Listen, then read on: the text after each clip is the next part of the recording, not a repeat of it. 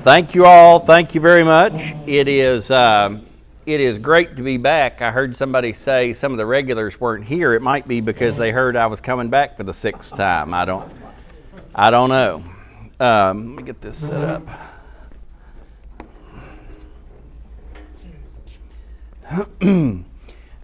It is great to be here. I always look forward to this, sincerely. I appreciate very much you all having me back. Alan, I appreciate you calling me year after year and inviting me back. It's always it's always around my birthday, which is in 5 days on the 22nd, that I wind up being here. So it's always something I look forward to. In 5 days, I'll be 48 years old. And Alan told you I was 23 when you all elected me. I'm still very grateful for that. So I'm in my 25th year of state service, and very much appreciate the opportunity the legislature has given me to serve as Comptroller of the Treasury, Tennessee's 35th Comptroller. And I appreciate the fact that I am able to do that while still living here in Upper East Tennessee. My home is here in Sullivan County in Bristol. I'm back and forth to Nashville frequently, but with my election as Comptroller, we have a constitutional officer from West Tennessee, from Middle Tennessee, and now from not just East Tennessee, but Upper East Tennessee. People refer to Knoxville as East Tennessee. I say, well, that's kind of like the Middle East. You don't really get east until you get all the way up here. And so I'm glad to be here. A couple things, a couple interesting things. Jack, you tried to give away those UT tickets. I actually have 3 tomorrow that I'm not using that I could give somebody to go with those 4 of yours. As we saw illustrated, it's hard to give away Tennessee tickets right now. This is a true story. Last night I had a friend of mine from Nashville call me and asked me if I wanted to come to the Vanderbilt football game on Saturday. And I said, well, how much are you going to pay me to attend with you? Nothing, obviously, and I'm not going to be there. I'm going to be here. I'm actually going to be at the race tomorrow, so can't do that, but it's tough in Vanderbilt as well. Ted, I saw you're wearing a Georgia shirt. I don't know what to say about that, other than I have a 9-year-old son, and my son we adopted our son, and he was actually born in Georgia. He was born on Fort Stewart Military Base down in Hinesville, Georgia. And for some reason, he has in his mind that since he was born in Georgia, he must support Georgia. And so he has a Georgia t-shirt and ball cap he likes to wear around. I don't know, we're gonna try to get him right before he gets a little older. But I went to King College with Brent Mullins. We spent time there together. Now King University, still King College to me, but so my allegiances are all over the place. It is good to be here, and as I always do, I'm going to start by giving you a quick overview of the Comptroller's office, a quick overview of the budget, and then open up with some interesting things going on. Some of you say, well, you've been here 6 times, you touch on some of this every time, and that's true, but you never know who's been here and who's not. Some of you may know I'm kind of famously or infamously a comic book collector. I have about 36,000 comic books collected over 36 years. I was 12 when I bought my first one. Again, I'm going to be 48 next week. So still, I have about 36,000. And interestingly, in each issue of a comic book you read, it's like a TV show. It's episodic and you read along. It's just like any other form of entertainment. Comic books are all the rage these days, the movies and stuff. But each issue recaps something, and you think, well, why do I need to read this over and over again? But you quickly learn as a reader, you always have somebody new picking it up. So that's kind of why I repeat some of the same stuff. You never know who it'll be a refresher for. You never know who's going to be here for the first time. I appreciate the legislature electing me to be, as I said, Tennessee's 35th Comptroller. John Lundberg, who I share an apartment with in Nashville, John Crawford, Bud Halsey, Scotty Campbell, all do a great job for Sullivan County. I was unanimously elected by the legislature. I appreciate that. The Comptroller is one of 3 constitutional officers in the state: the Comptroller, the State Treasurer, and the Secretary of State. My office is there on the first floor of the Tennessee State Capitol building. Some of you have been down right across the hall from the governor's office. Comptroller has about 580 employees.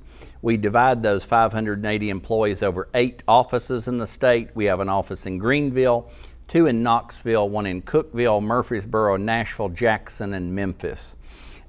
In those offices, of course, Nashville's the primary office. Of our 580 employees, about 400 of them are based in Nashville, with 180 scattered across the state. Our primary role, of course, is audit. We audit all state agencies and state dollars. We audit all federal dollars that come into the state, and we audit all local governments, cities and counties and utilities.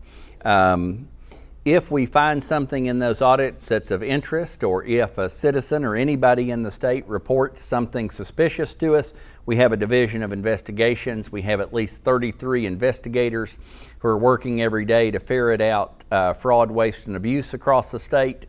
If there is unfortunately a growth in industry within the Comptroller's office, it's our investigations division. We're finding stuff everywhere all the time.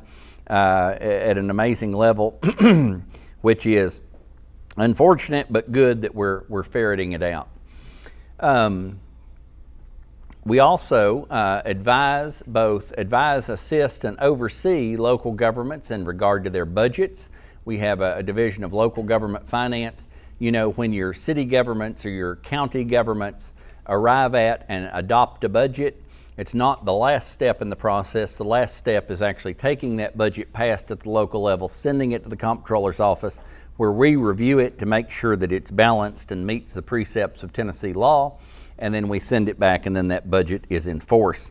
We also work with the state government. We hold the state's credit card. The legislature authorizes debt, and we manage that debt. I'm proud to say we're only one of only 13 states in the nation that hold a AAA credit rating.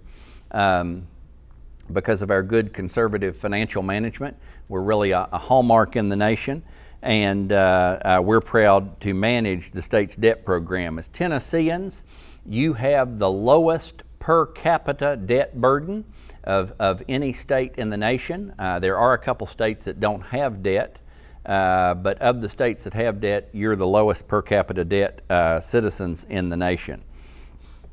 The Comptroller's office also is kind of the state's research arm. A lot of times if you pick up the news and read about some kind of state report or state research that's been done, most every time it's been done by the Comptroller's Office of Research and Education Accountability. We do many projects, about 20 a year, that often receive a lot of coverage. And we also provide oversight and assistance to every property assessor in the state. Every assessor, of course, Sullivan County has been in a reappraisal year. You've gotten those. It used to be a little postcard. It's now, I notice, a letter. Your appraisal update and the property tax rate is set using those assessments. We assist and oversee assessors there. We also, if you don't like your assessment and you want to appeal it, you first go to the County Board of Equalization. If you don't like the relief you get there, you can then appeal that to the State Board of Equalization, which is housed in my office, and I'm a member of the State Board of Equalization.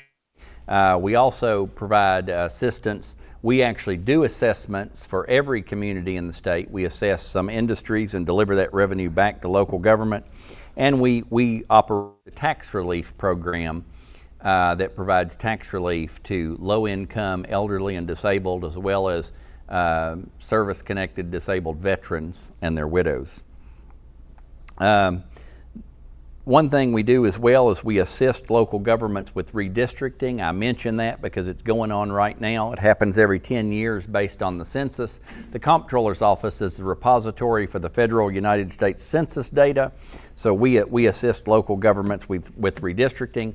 We also house the Small Business Advocate and the Open Records Council as citizens. If you're small business people or you need help with open records, we're there for you and you can call on us. So I've ran through all that fairly quickly. Let me turn now to the slide presentation and give you a glimpse of the state or the shape our state is in, because the Comptroller's Office is also, in addition to everything I just mentioned, certainly very involved with assisting the legislature and the governor with overseeing the state's budget. The state budget this year, our fiscal year runs from July 1 to June 30 every year, so we are barely into the year this year. But for this year, it's going to take $42.6 billion to run the state of Tennessee. The budget process, of course, the governor introduces the budget every year during the State of the State budget address.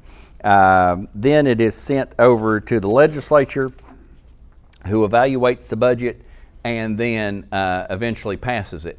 I know when I was in the legislature, I always used to say, when the governor would deliver the budget, I would always tell him, I would say, thank you, we'll make the necessary changes and send it right back to you.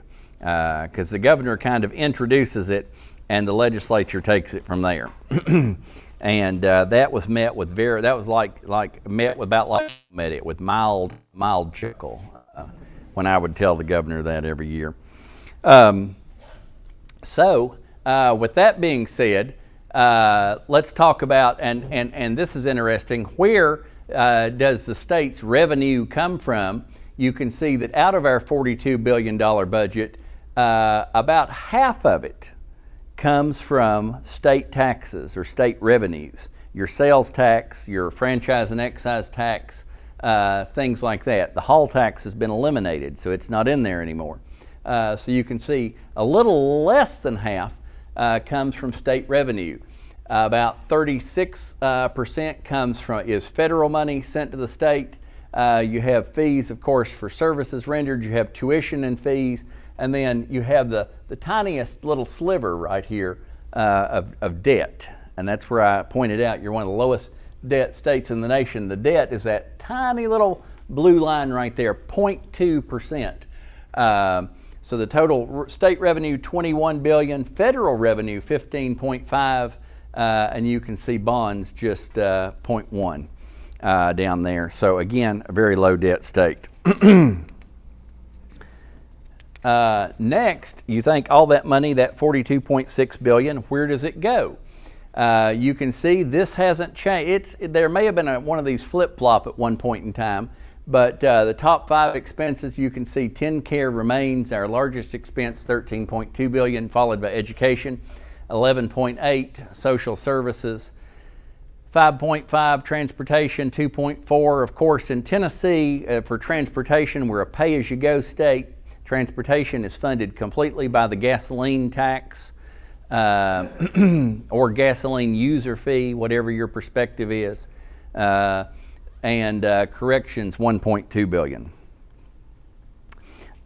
If you look back at some accomplishments the legislature made this year when they adopted the budget, and we're going to talk about this more in just a minute. You know, when I was in the legislature, and Alan, you might be able to relate to this, some of you may have heard me say many times, if the legislature's in session, they're either doing something for you or doing something to you. And, you know, hopefully the art of it is to be able to keep yourself on the side where you're having something done for you.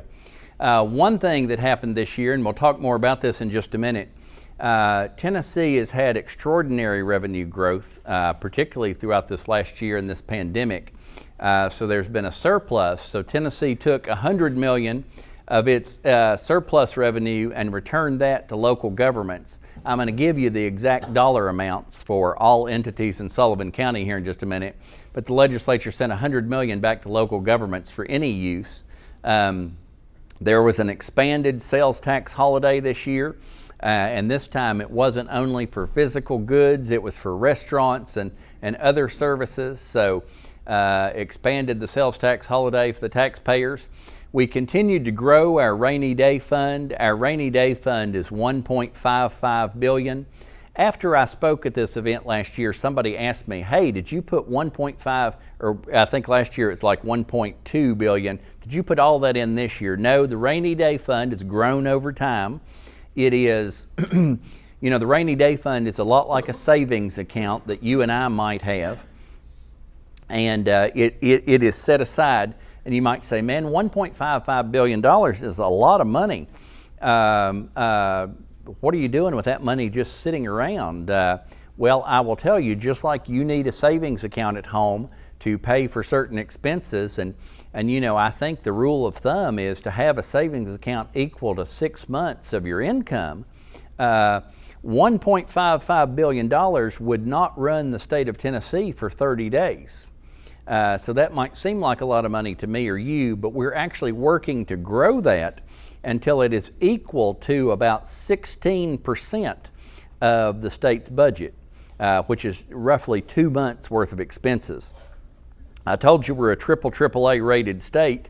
One of the reasons we're a AAA rated state is our adherence to putting money in the rainy day fund and saving for unexpected emergencies. The top states in the nation that are at the tippy top of the AAA rating have in excess of 25% of their annual revenue in their rainy day fund.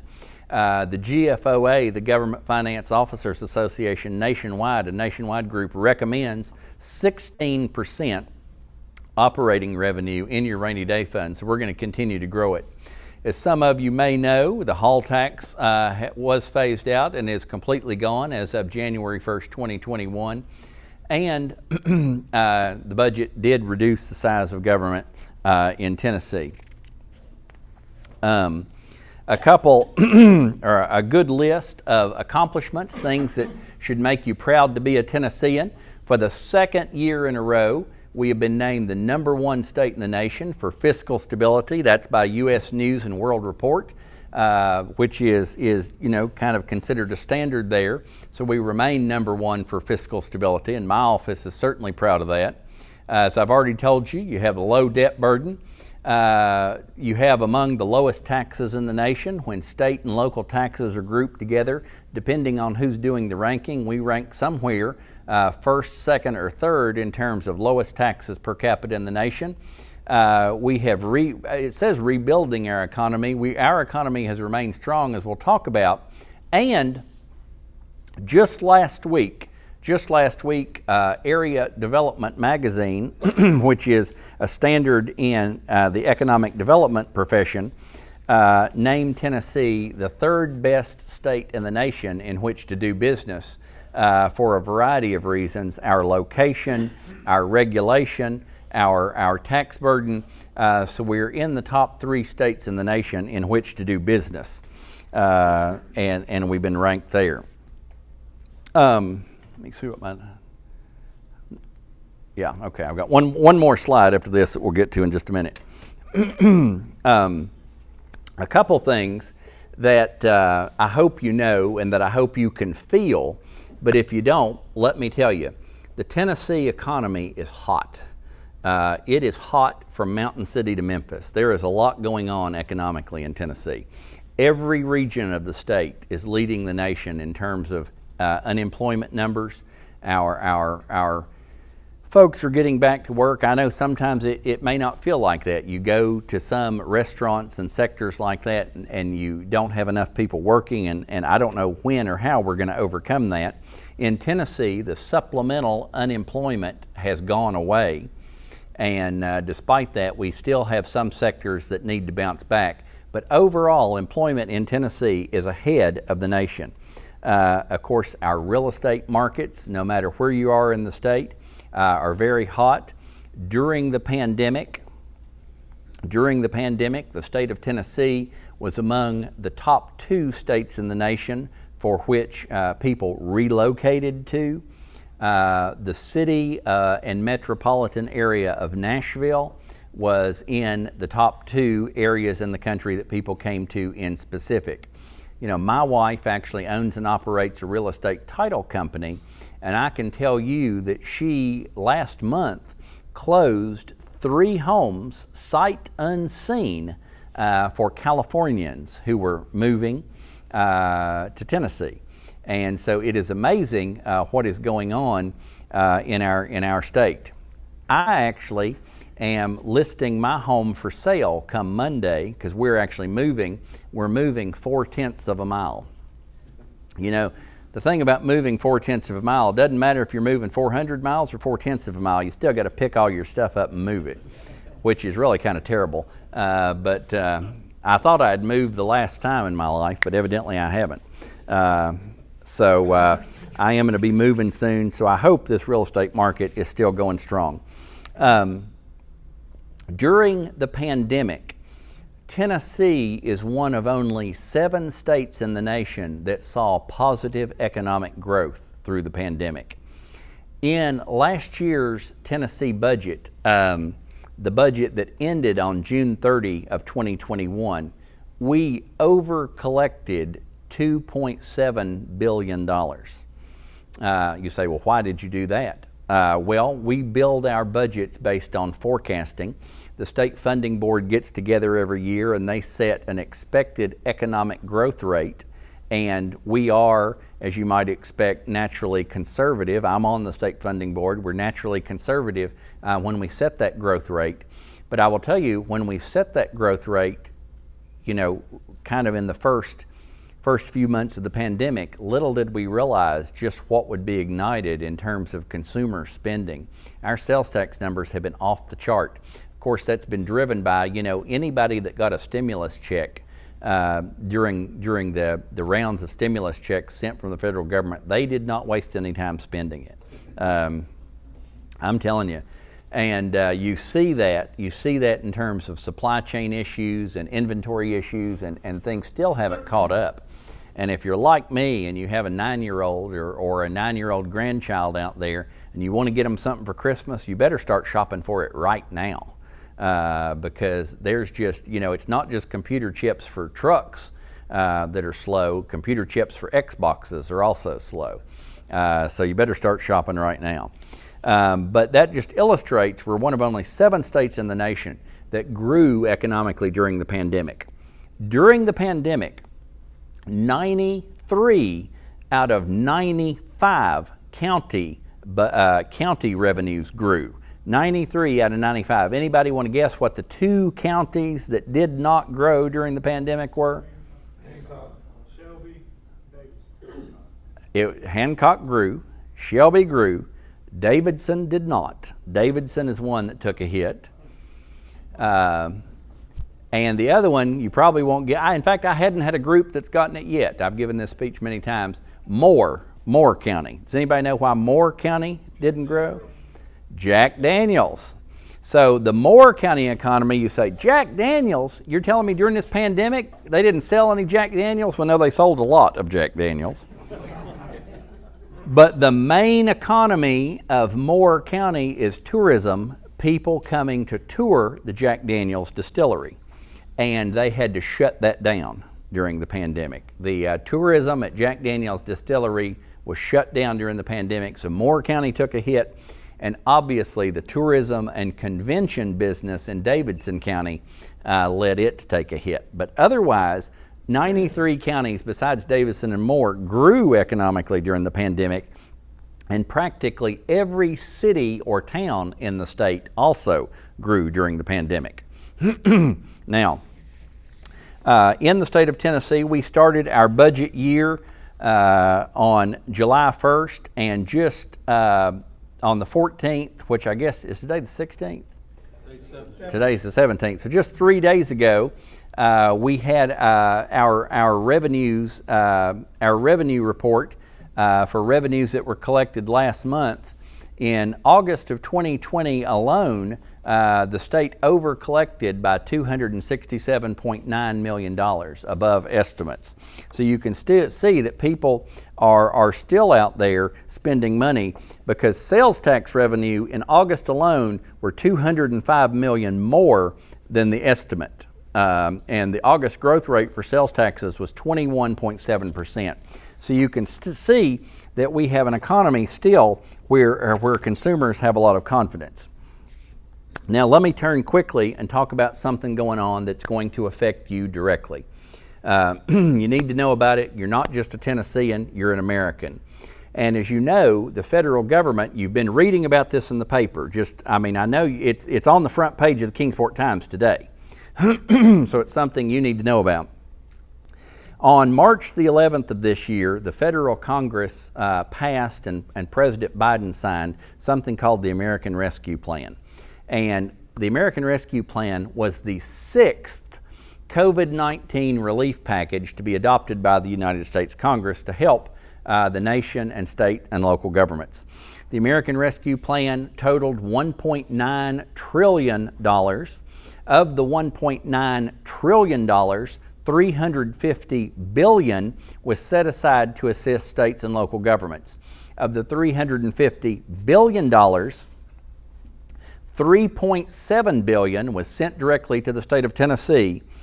$2.2 billion were sent to Tennessee counties and cities, and $2.2 billion were sent to Tennessee school systems.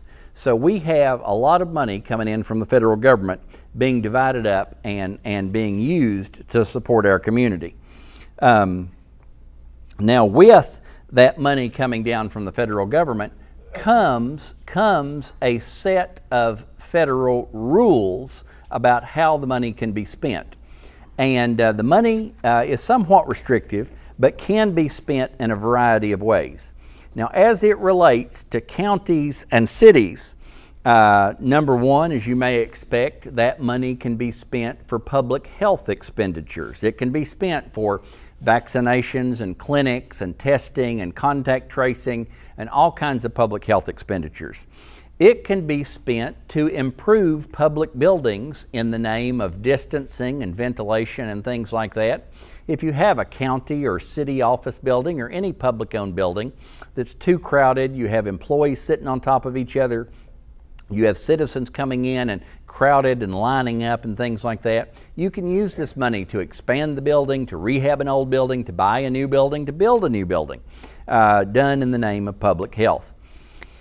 This money from the federal government can also be used to provide premium pay to persons who have done in-person work at some time during the pandemic.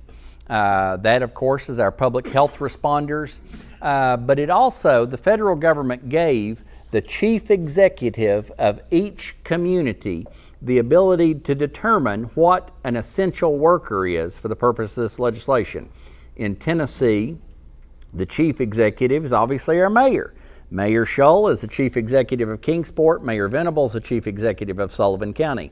They can determine what an essential worker is for the purpose of premium pay. You could say that a grocery store worker was an essential worker doing in-person work throughout the pandemic. You could say a truck driver, a farmer, a police officer, an ambulance technician. If you want to use this money to give premium pay to people doing work during the pandemic, you can do that. Communities can use this money to replace lost revenue if they can demonstrate that revenue was truly lost. Now, I told you, though, 93 out of 95 counties and practically every city saw increased revenue during this pandemic. There is kind of as you might imagine, an overcomplicated federal formula related to what means lost revenue if communities want to use it that way. And then what I want to talk most about today is that the federal government specifically gives local governments the ability to use this federal money to rehab, repair, replace, expand your water, sewer, and stormwater infrastructure. Now, I tell groups that's my favorite use, and it's not just because I'm such an exciting guy that water and sewer excites me like this. But if you ask me as Comptroller, and I'm serious about this, if you ask me as Comptroller any day of the week to look out across the landscape of Tennessee and you ask me where the greatest financial peril or financial risk lies, I would tell you 7 days a week it lies in utilities. There is not a community in this state that cannot use rehab, repair, or growth to their utility operation. It's fundamental just for life. It's fundamental for economic development. It's fundamental for public health. You need to have a strong water, sewer, and stormwater system. So you can use your ARP dollars. If you're a city and you have a municipal-owned water and sewer system, you can obviously use it there. If you're a county or a city and your citizens are served by a utility district, you can grant it there. And the state of Tennessee feels so strongly about the opportunity for cities and counties to rehab, grow, and expand their water and sewer system. I told you the state was getting $3.7 billion worth of federal money. Well, we have already voted to take 36% of that money, $1.35 billion, and we are going to match local government spending that is dedicated to water and sewer rehab, repair, and growth. That we are going to take more than 1/3 of the state's federal money, and we are going to match local government spending on water, sewer, and broadband, or water, sewer, and stormwater. So I hope that we see that kind of work done in Sullivan County. I guarantee you we need it. We have 40, 50, 60, 70-year-old pipes in the ground, and again, there is not a utility system, no matter how modern, that doesn't need some kind of attention.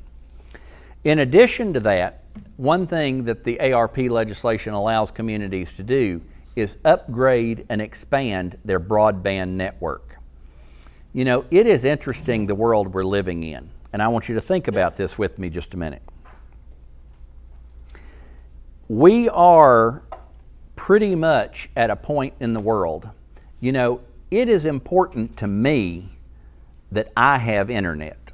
It's important to me for a lot of reasons that I have internet. But we've really reached a point in society where it is important to me for you to have internet.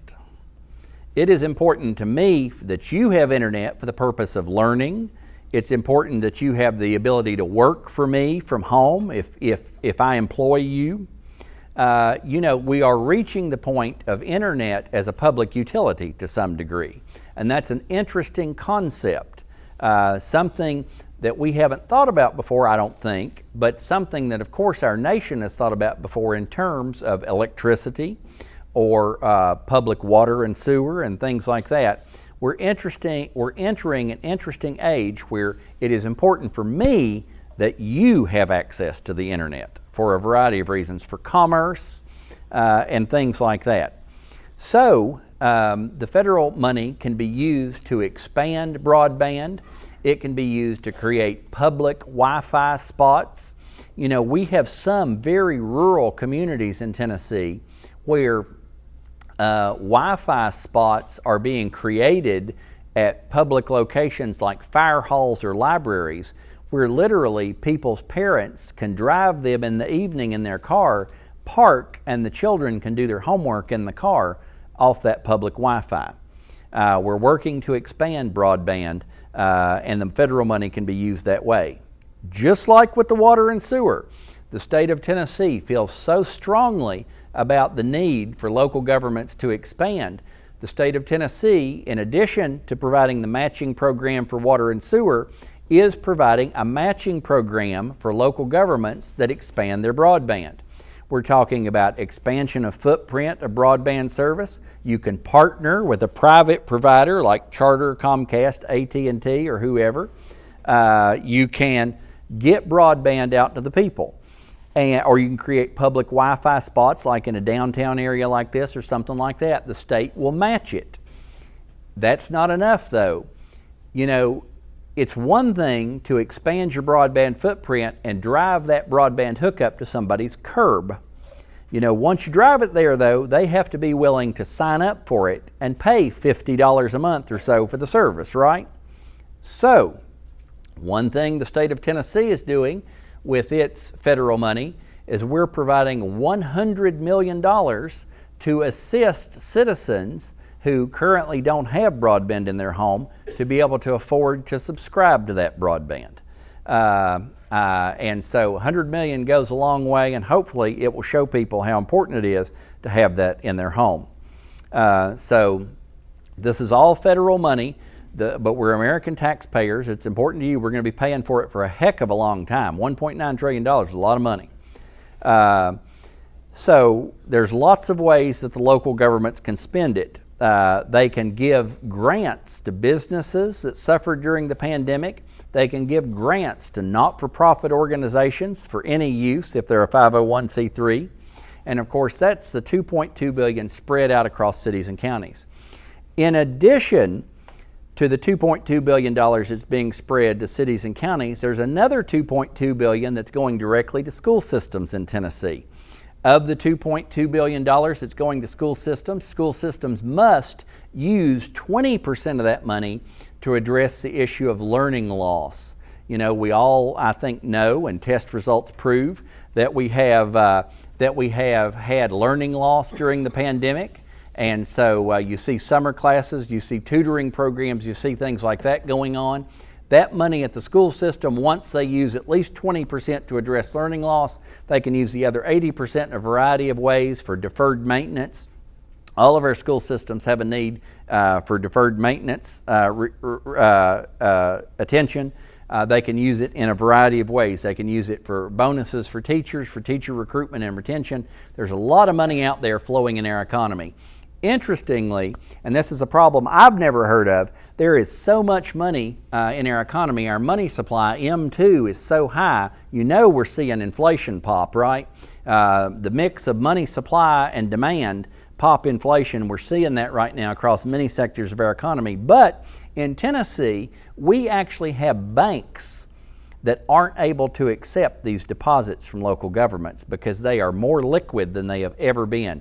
So we have created a deposit, the local government investment pool at the state level, where local governments, if they have a problem depositing their money at the local level, especially our community banks in rural Tennessee, are flush with cash. They can't take any more deposits, so we're going to let people deposit money at the state level.